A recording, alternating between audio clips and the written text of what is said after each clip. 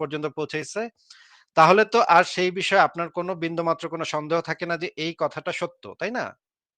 হ্যাঁ, অবশ্যই এটা কোনো সন্দেহ আচ্ছা, থাকার কথা না। ঠিক আছে। তাহলে আপনাকে একটা প্রশ্ন করতে চাই যে সহিহ হাদিসের ভিতরে আছে যে কেউ যদি প্রতিদিন সকালবেলা ৭ টি করে আজওয়া খেজুর খায়, তাহলে সেই দিন তার শরীরে কোনো বিষক্রিয়া এবং জাদু তার শরীরে কোনো প্রভাব বিস্তার করতে পারবে না। এটা সরাসরি নবী মোহাম্মদের মুখের কথা। একদম সহিহ হাদিস দ্বারা সাব্যস্ত এবং এই হাদিসের উপরে এখন পর্যন্ত আমার জানা নাই, বুখারী শরীফে আছে।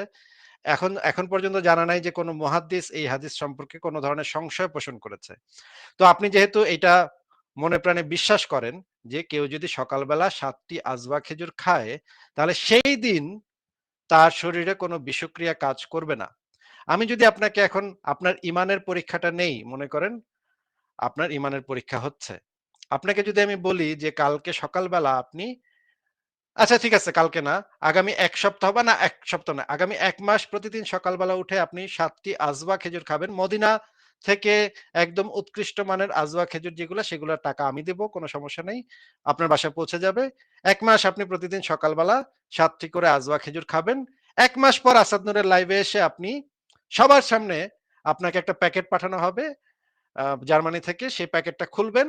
প্যাকেটের ভিতরে একটা ছোট একটা শিশি থাকবে। শিশির ভিতরে কি থাকবে সেটা আপনার জানার দরকার নেই। সেটা আমরা বুঝবো। সেটা আপনি সবার সামনে শিশিটা খুলে সিল করা থাকবে। আপনি খুলতে পারবেন না আগে।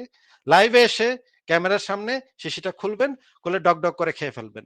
আমরা কিছুক্ষণ আপনার দিকে তাকায় থাকবো এবং এই হাদিসটা আপনার ক্ষেত্রে কাজ করছে কিনা সেটা আমরা একটু যাচাই করে দেখব।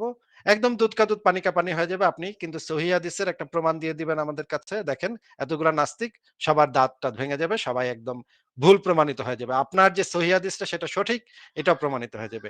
এই চ্যালেঞ্জটা কি আপনি নিতে রাজি আছেন? না, আমি এটি নিতে রাজি নাই। আচ্ছা কারণ ঠিক আছে। ২ নম্বর আচ্ছা। ২ আমি নম্বর বলি আরেকটা ২ নম্বর আরেকটা জিনিস আমি বলতে চাই।